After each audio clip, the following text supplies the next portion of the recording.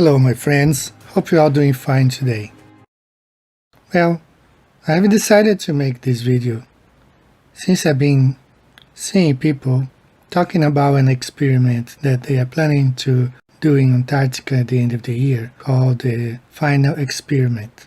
Being from South America, I never heard of a 24-hour sun in Antarctica. But I decided to take a look in some footage from the Brazilian research station in Antarctica. Brazil has had presence in Antarctica that dates back 40 years ago. They have a permanent research station and they have 2 remote temporary stations. So I decided to search for records, videos, articles, anything that I could find that could help me and find anything concerning this 24-hour sun in Antarctica. I have several videos dating back 1970s, 80s, 90s, but not of a good quality, and nothing much was said on those videos. Sometimes the entire video was dedicated to talking about how they found a fungus in Antarctica, or a small animal, a small creature that was never seen in other continents before. Nothing about a 24-hour sun. So when I started my research, I decided to look at anything prior to 2014, 2015, when the discussion Flat Earth, Global Earth started. My priority was to find old videos, old articles, and old anything about this. It was then that I came across this video from 2000 and 2011. This is from the Brazilian website, and that agency, INPE, it's what is considered to be the Brazilian version of NASA, the Instituto Nacional of Pesquisa Espacial. Modular Cryosphere 1 is inaugurated in Antarctica. They inaugurated back 2011. So they documented here on the Brazilian website January 12th, 2012. And it's talking about this group of researchers who had arrived in Antarctica December 17, 2011. So definitely I thought that I could find something in their footage that would give us some clues about a possible 24-hour sun in Antarctica. The article talks about where they were positioned. They were at 84 degrees south. There says when they were supposed to leave. So the article was written in the middle of the mission.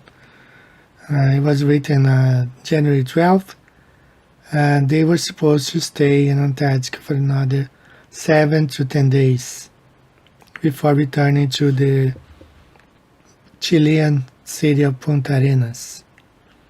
You have the date, 22nd January, when they plan to arrive back in the Chilean city of Punta Arenas.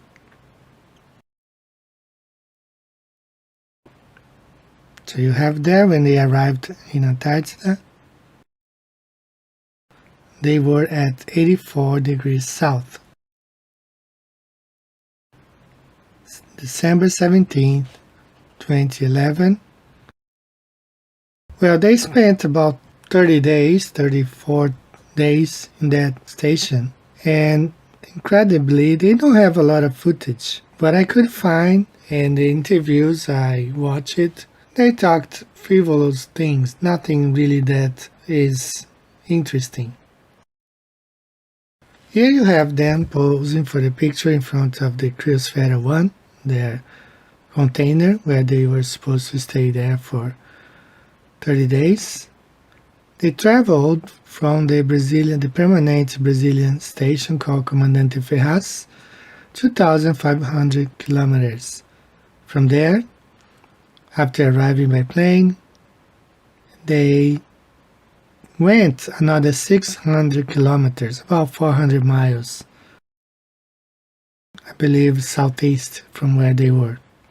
They had planned to go back in 2015 when they were supposed to open a second research station called Cryosphere 2.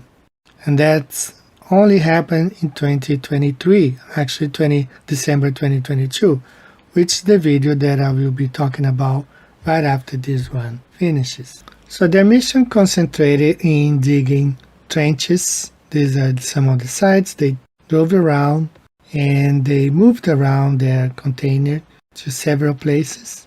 And by what I could get from them, they were there just for digging up ice. They dug trenches about 1.5 meters deep and started extracting ice.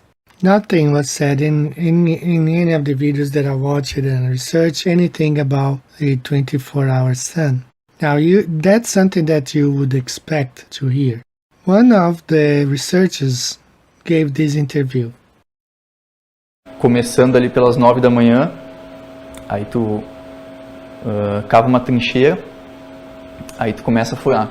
Aí tu vai até umas 10 da noite furando, né? Então tu para um pouquinho para comer um almoço ali pelas 3 da tarde, depois tu para às 10 da noite. So that was interesting to hear that the routine was to start digging at 9 a.m., have lunch at around 3 p.m., and stop at around 10 p.m. So I checked the average time day in Ushuaia during that month has 17 hours of daylight. Sunrise at 4:52 a.m. and sunset at 10:04 p.m. So I was wondering why they were stopping their activities at 10 p.m. Of course they need some rest, but why not going forward and documenting the 24-hour sun, since they were there for 34 days? But you watch the video, not a mention, you go to the website, you read through pages and pages, trying to find anything about a supposed 24-hour sun, and you can find nothing. They were very excited to talk about little things, about the amount of ice they dug, but nothing about a supposed 24-hour sun. That's one of the things that anyone would have to document if they were at that position out there in the south. So after watching the video, that's what I got. Nearly 35 days in Antarctica at 84 degrees south from December 17, 2011 to February 22nd, 2012. What is the footage of a 24-hour day in Antarctica? Why weren't they able to produce and show, look guys, the sun is going in a circle 360 degrees around our research station? No.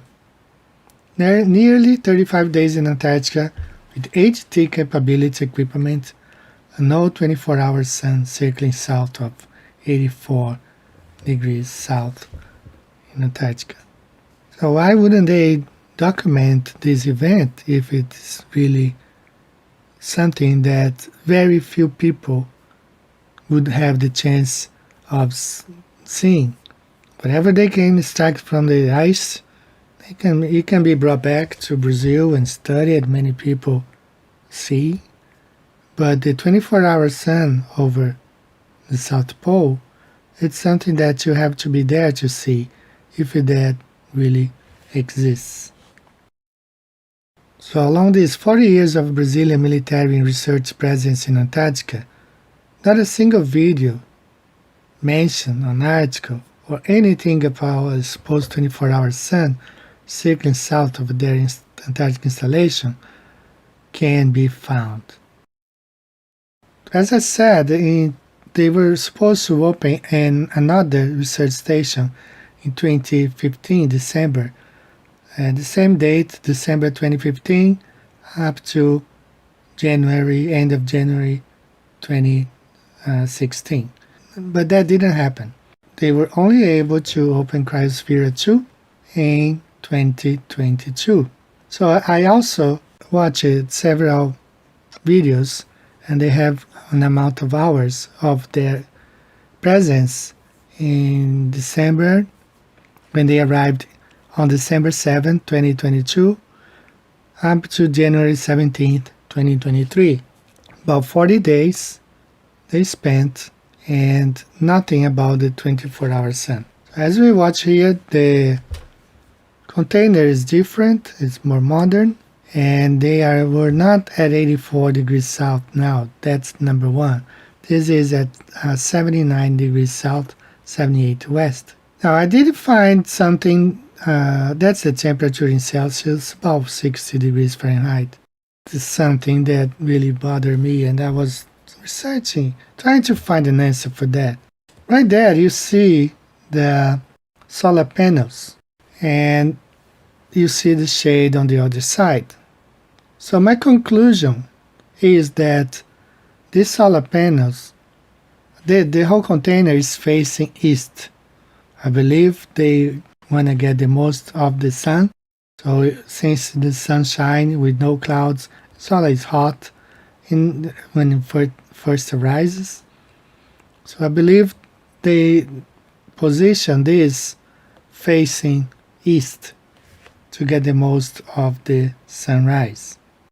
Now I consider this to be the front of the container. Look at the solar panels, and that's considered to be the back, where there is a door and a step ladder. You see the flags not so far from the container, and here the sun is probably facing east. And the thing is, like, I believe this is mobile, meaning they move around, because for 40 days they were there, they moved around, they did not stay in the same spot. Because the footage, and the whole footage that I found, all the documentaries that I watched, they don't seem to be in chronological order. They display the images according to the topic they were talking about. And this station is different from the first one. While the first one, they were just digging up for ice, this one, they were collecting air samples. And they were also checking the wind direction, and they confirmed the winds there to be of 200 miles per hour. It's about, I would say, noon. The sun was coming from the east, and now you see he's posing on the other side, the side of the door, facing the sunlight. Here you see the earlier when the sun was on the right, coming from the east, and now you see them posing for a picture in the back.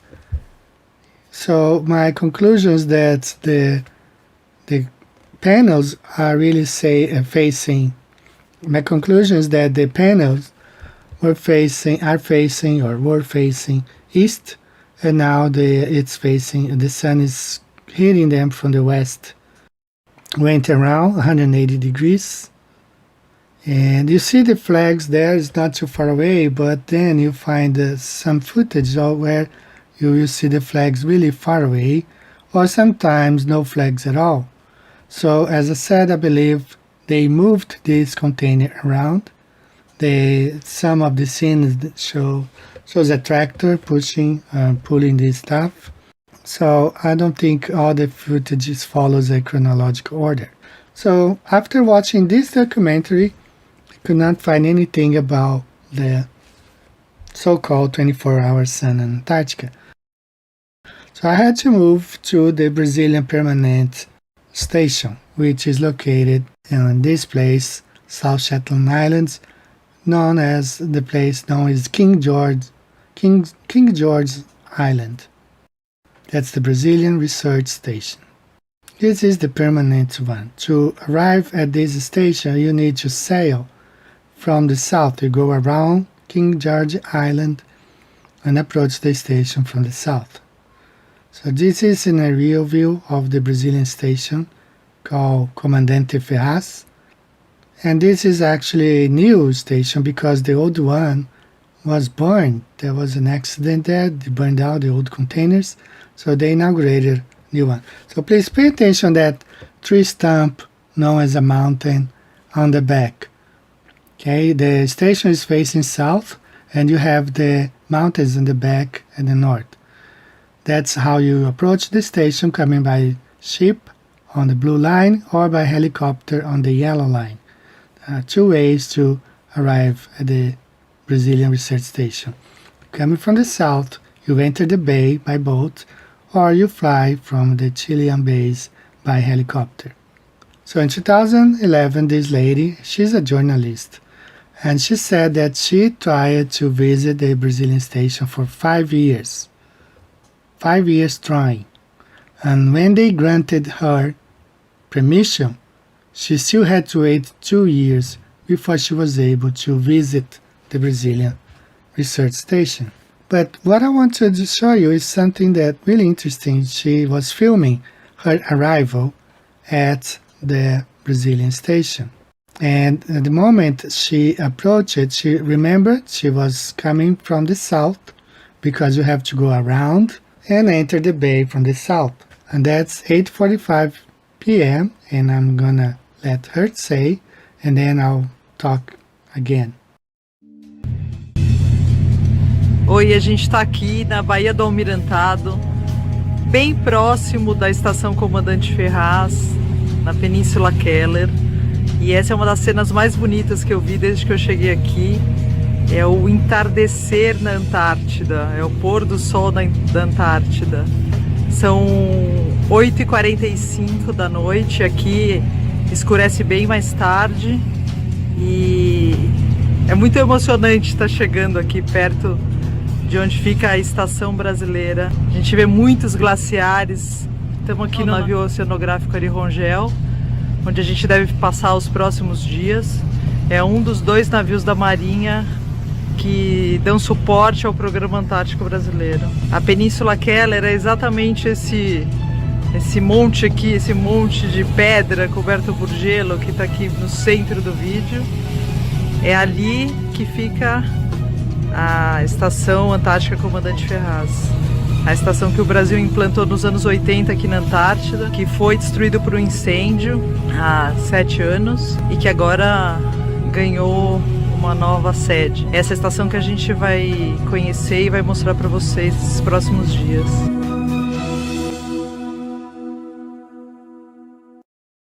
So she approached the station as they were coming from the south. She was facing north, and she saw the sunset northwest from where she was, and that was February 19, 2019. She was facing north. The sun was clearly setting on the northwest side of the ship, which was facing north. The second video I want to display, it was made by a Brazilian Air Force officer stationed in this research station. Most of Brazilians military personnel serving there, they have to stay there for 1 year. So during this year, he documented, so he made some videos, and I wanna show them to you. His name is Wagner Lázaro Ribeiro Jr. This is his YouTube channel, where he uploaded a couple of his videos the time he was there in 2017. The very first video I want to show you is this one he shot on May 29th, 2017. I will add the subtitles so you can hear him. Some people in the past told me to leave the person speaking, so they want to make sure that what I'm saying is what they are saying. So I decided to add subtitles, and you just listen to him explaining by himself and read along the subtitles. 9 horas da manhã, dia 29 de maio, e eu quero mostrar mais uma curiosidade aqui da Antártica para vocês. Tá vendo aí? Tá escuro, ainda é noite aqui. Ainda é noite. Ó, começa a clarear lá ao norte, mas só vai mesmo aparecer o sol lá para as 10 da manhã. Entendeu? Esse fenômeno é chamado de Middle Winter. E no meio do inverno mesmo, Middle Winter significa meio do inverno. E no meio mesmo do inverno, lá para junho, chegando a julho, vai começar a amanhecer mais tarde ainda. Começa a amanhecer lá para as 11 horas. E quando dá 4 horas da tarde já já tá tudo escuro, já é noite. Entendeu? Isso é uma curiosidade aqui na Antártica, no inverno. Os dias são mais curtos e as noites são mais longas, né? Então, mais uma curiosidade que eu queria mostrar aí para vocês aí desse continente maravilhoso que deve ser preservado. Grande abraço, fiquem com Deus. On May 29, 2017, he recorded this video explaining that they were at the start of midwinter, as they call it in Antarctica. He was explaining it was still nighttime, but the sun was already starting to appear at the horizon, and it would take another hour for them to have sunlight until about 4 p.m. They would have, like, from 10 until 4 p.m. they would have daytime. But let's move on to the next video that I found on his channel. He recorded at the June solstice, which is the North American summer solstice. He uploaded the video the following day, but he made the video at the day of the solstice, on June 21st, 2017. So you know the globe model claims that at this day in Antarctica, there's no light at all. It's a 24-hour days of darkness. No sun in Antarctica on June. But here he is contradicting this. Olá, 21 de junho de 2017, primeiro dia de inverno no Brasil. E aqui na Antártica, onde só temos duas estações, o verão que vai de outubro a abril e o inverno que vai de maio a setembro. Então hoje aqui na Antártica, estamos exatamente no meio do inverno. Também comemoramos o Dia do Antártico, ou seja, todo aquele ser humano que teve o privilégio de pisar em solo antártico, comemore esta grande oportunidade. Consequentemente, hoje é o dia mais escuro do ano aqui na Antártica. Tínhamos a previsão que o sol nascesse às 11 horas e se pusesse às 13.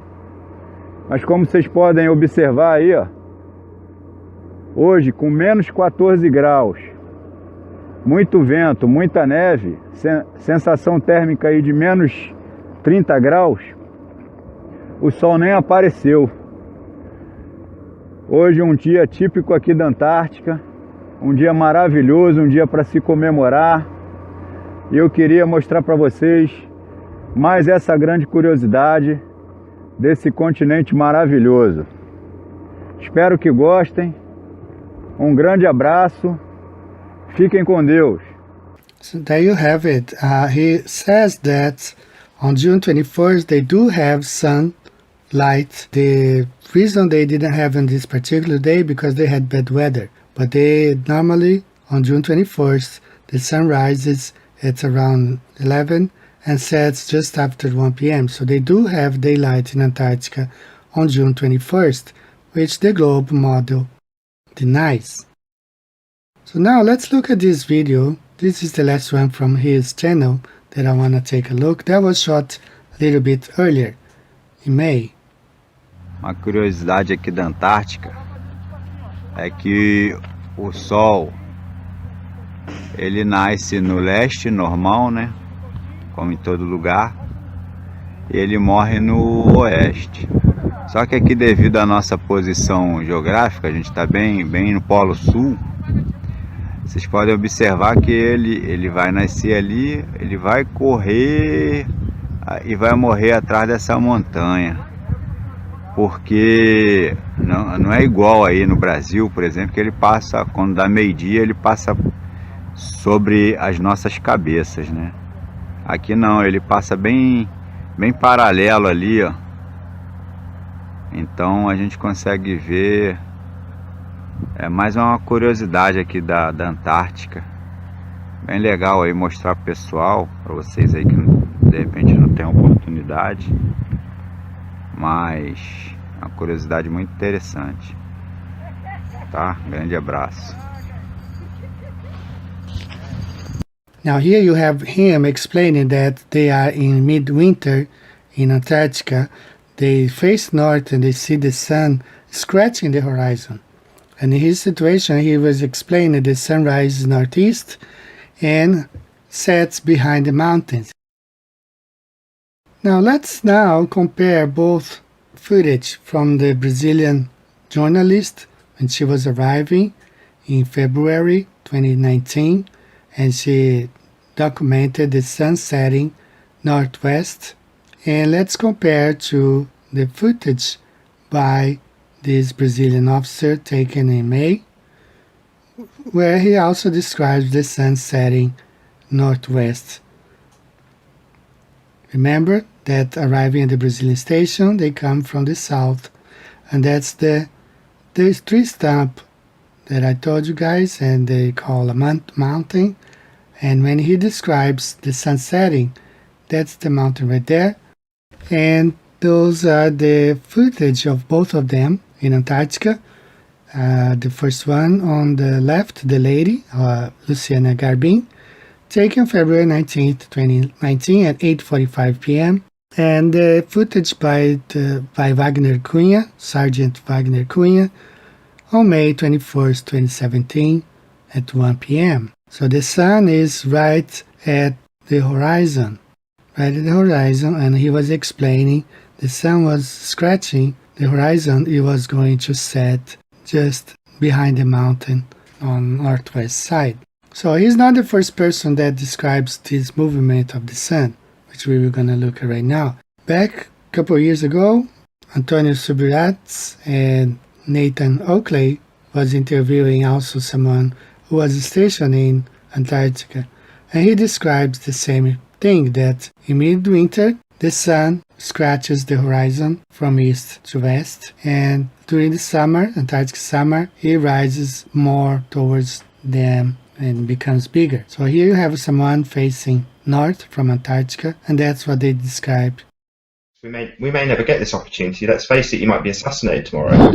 Can you go through what you have, boiled down from your time in Antarctica? The summer sunrise, sunset. Yeah, the sunrise, again, in the summertime the sun is a lot higher, and then in the wintertime it gets a lot lower, and obviously it's the lowness that's giving it the appearance of darkness kind of thing. But if you would describe how the sun rises and sets, what the sun does in the summertime, it does more of an arc, and in the wintertime it's even flatter, so you'd be kind of doing something similar to that, and then obviously summertime's more that. Up and down on the horizon, it's not going round and around above your head in circles. No, I just sit and looked at it thinking, oh look, the sun's spiralling above my head or something like that. Yeah. It did like a better 180 arc, not like a 360, so you see it move in and move out, so it wasn't just like straight across, but yeah. So I tried to find footage of another Antarctica base. There is an Antarctica base on the other side of the Antarctic Circle, looking at the flat Earth map, called Mirna. That's a Russian base. So I started looking for footage from them. I did find one online. I'm not sure if it was filmed at that base or not. But if you look, this is the Brazilian flag, is where they were both explaining the movement of the sun from east to west at the horizon, and this is the footage taken from the Russian bases. So I believe it's Mirna station on the other side. I cannot confirm that. I do not read Russian, I could not understand anything. But from there they see the moon circulating the flat earth coming from their east. Remember, they are in Antarctica, beyond the South Seas. And that's the moon circulating just as we see here in this animation. And then comes the sun, same direction, coming from the east to west. And that's the sun coming, same movement coming from east to west, but not above their heads. They have to look in front of them and they see the sun moving sideways. That was filmed on April 12, 2014.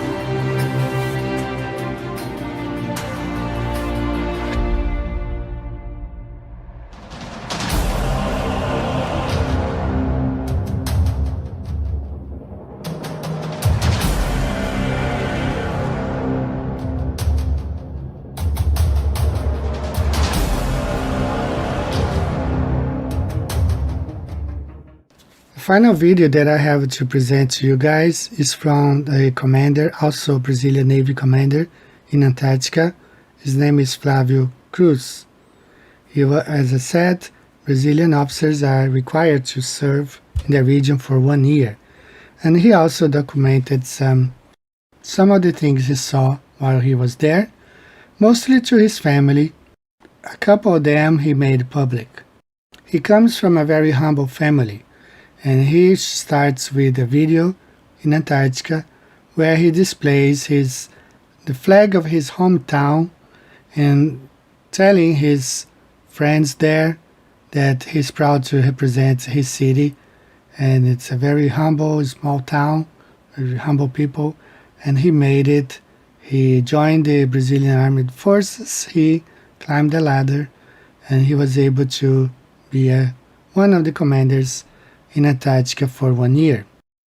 So he is not a flat earther, but he shot a video interesting from a ship in Antarctica, and that's the video that I will show you right now. You can read along. I have added subtitles, and let's hear what he has to say. Olá, meus amigos, nós estamos aqui exatamente meia-noite do dia 17 de janeiro de 2019, e aí é o sol da meia-noite que está acabando de se pôr e vai nascer novamente. O sol aqui na Antártica ele apenas raspa no horizonte. E como vocês vão ver agora, um fenômeno que só acontece nos polos da Terra, Polo Sul, Polo Norte. Olha que coisa interessante. De um lado nós temos o dia, eu vou virar para vocês verem que do outro lado nós temos a noite.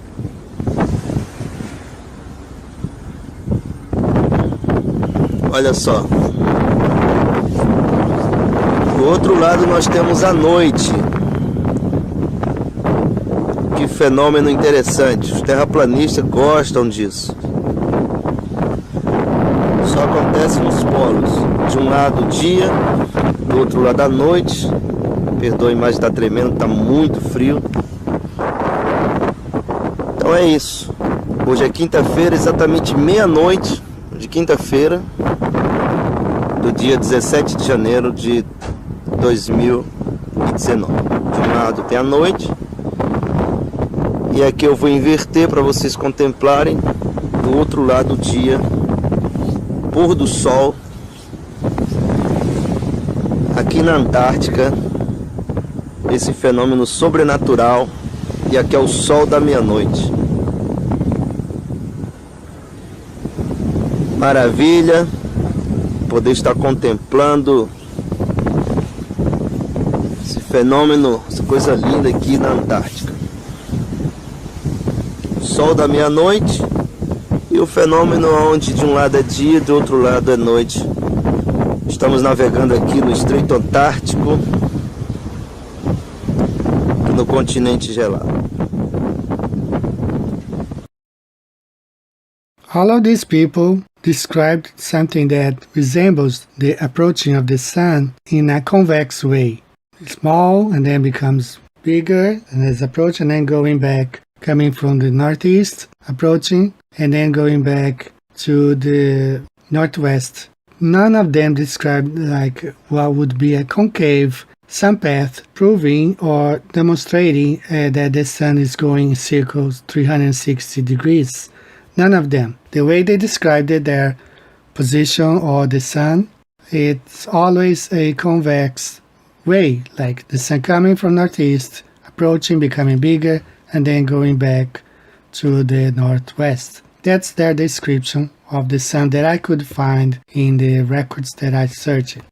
But as Dr. Afonso Vasconcelos, geophysicist and seismologist, he said something really interesting. He said, can they really call the globe a scientific model when they unilaterally impose it as the only model and at the same time close off the area below the 60th degree south and block us from investigating the area by ourselves? So his point is that they declare a model, and at the same time they do not allow us to investigate if the model is correct or not. So we will probably never know. We don't have access to Antarctica. Looking at some images of, for example, Operation High Jump, where they brought a whole military unit there, 5,000 soldiers, ships and tanks and airplanes and everything, and then closed off after Operation High Jump in 1957.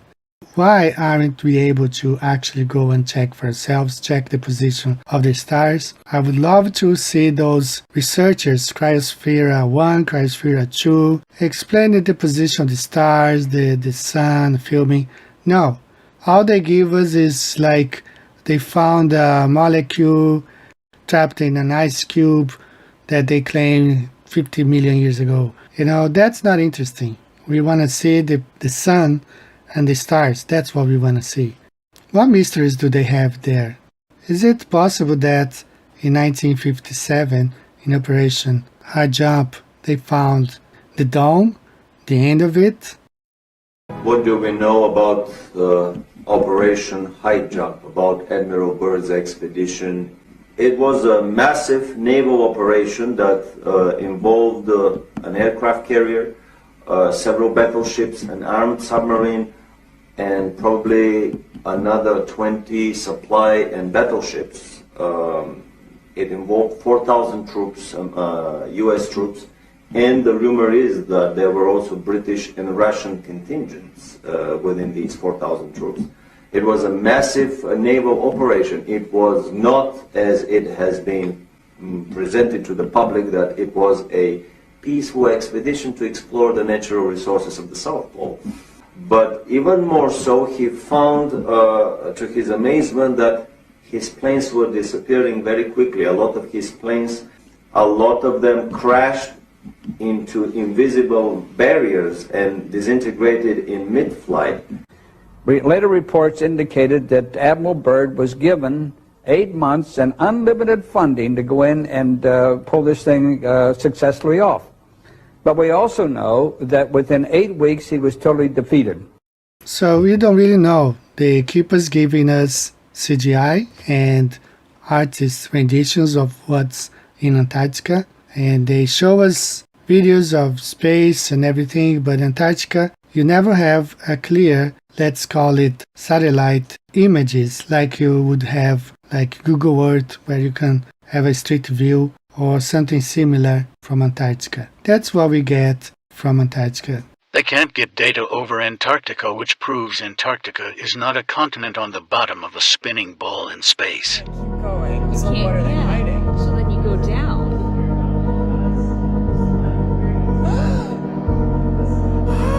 Of the Earth being flat. Here we have a NOAA satellites showing the world in real time, allegedly. This is your globe model, allegedly in real time. Let's show you some fakeness straight away. See these lines, vertical lines, white vertical lines. Yeah, they're going to be satellites going around the pretend globe Earth, and so they have to stitch up images. So in real time, we're seeing satellites whizzing around the Earth and stitching together these white lines. Oh no, what happened here? I don't know. Another real-time image of the Earth. This is what Globers call real-time image of the Earth.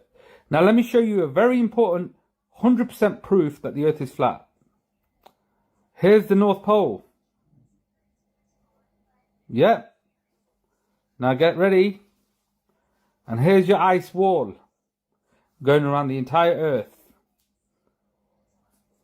And we get zigzag lines there. Yes, because of an elliptical orbit perhaps.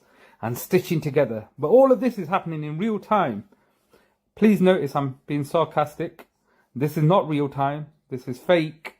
And this is what they try to push as real images of the Earth every 10 minutes, every live.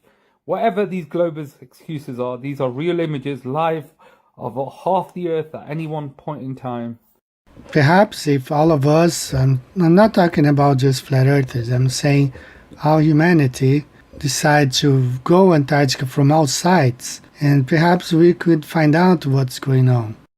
Mark Knight did say something about that back in 2015, and this is what happened to him.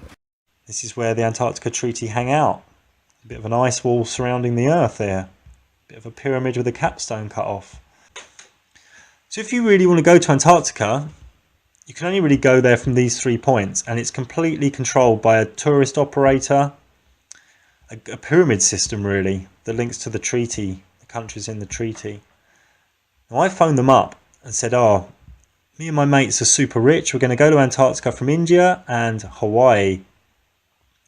And we got loads of money and we got all the kit, so we'll be there soon. And I got hammered with loads of emails saying, no you don't, where's your permit, fill out these forms, who are you? I mean, this place is locked down, for real. You can go there from these 3 places and you can look at some penguins, take a few photos and off you go. And it'll cost you 10 grand for the luxury. So guys, that's what I have for today. I hope you have enjoyed this video. If you look at my store, I do have a version of the distance map with some of the Antarctic bases. Of course, I don't have all of them. There are about 57 or 59 Antarctic bases, but I have the major ones highlighted on the map, their position according to their GPS, and the flags around represent the countries that really keep us within, going beyond the 60th parallel, which there is the red line. We have the unclaimed area of Antarctica. Nobody wants to set any research station there. We have Punta Nemo, where NASA buries rockets, and that's an interesting version of the distance map. If you're interested, you can find this in my store. Thanks for watching, guys. I hope you have enjoyed this video, and see you later. Bye bye.